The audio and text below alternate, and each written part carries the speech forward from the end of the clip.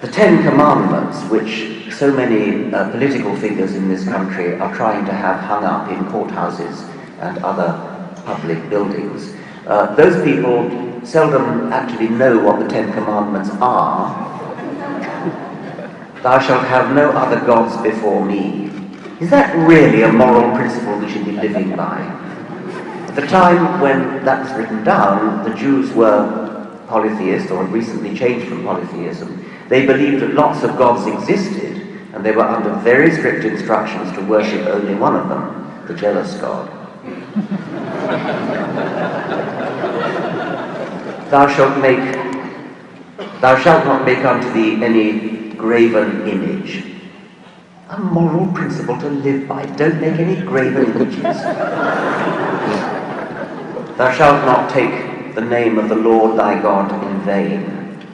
Aren't there better things to worry about?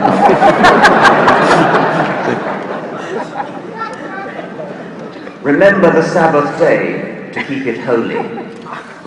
You may be familiar with the passage in Numbers 15:32, which I'll read to you. And while the children of Israel were in the wilderness, they found a man that gathered sticks upon the Sabbath day. And they that found him gathering sticks brought him unto Moses and Aaron, and unto all the congregation. And they put him in ward, because it was not declared what should be done to him.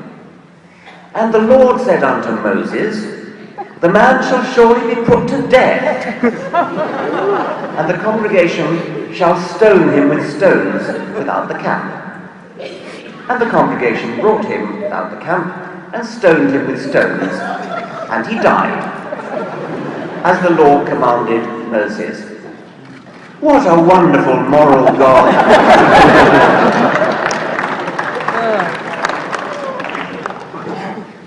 Honor thy father and thy mother. That's rather a good one. But now listen to Jesus. If any man come to me and hate not his father and mother and wife and children and brethren and sisters, yea, and his own life also, he cannot be my disciple. Luke 14:26. Well, finally, we come to what you might call the good commandments. There aren't very many of them. Thou shalt not kill, thou shalt not commit adultery, thou shalt not steal, and so on. Thou shalt not kill. Well, that's a pretty good motto. But you may remember Christopher Hitchens' sarcastic remark saying, roughly, Moses came down from the mountain with the tablets, and the Israelites said something like, well, I like to imagine it in John Cleese's voice. Oh, I see! Thou shalt not kill! Oh, how silly of me! We all thought it was a terrific idea to kill. Now we know better. Oh, silly me!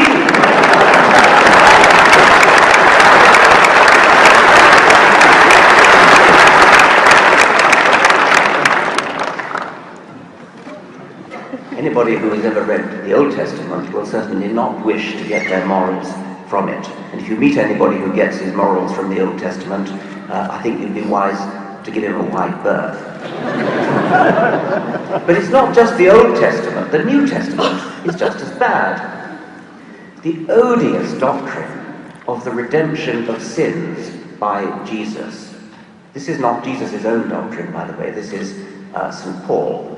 I used to know a very distinguished scholar of ancient history whose life's work was to try to decide whether Plato or St. Paul was the greatest shit of all time.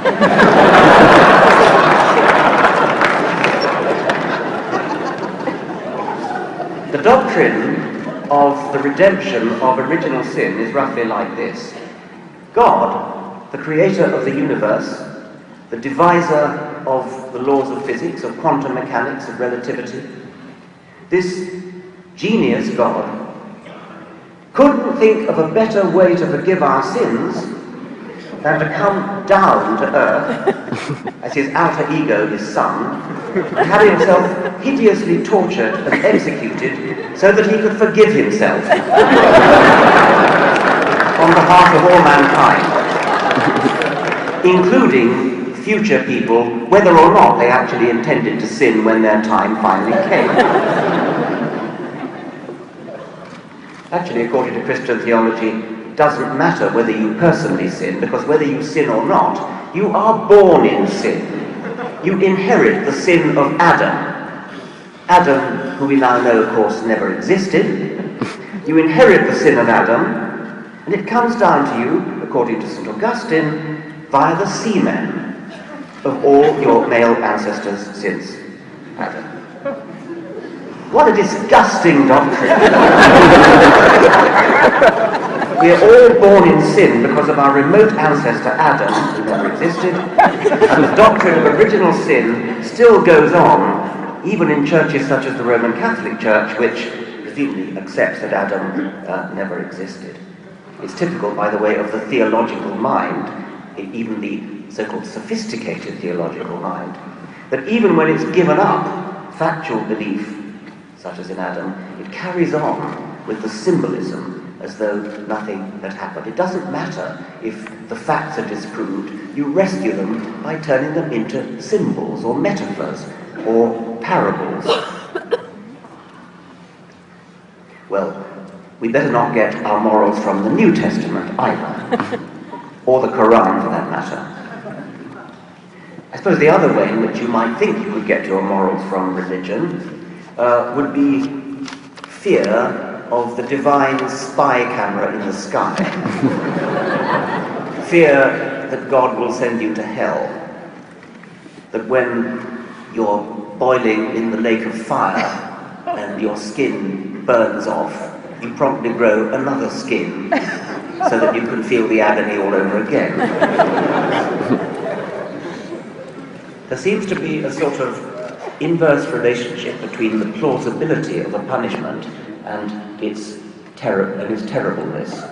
If the idea of hell were remotely plausible, then it wouldn't have to be so horrible as it actually is.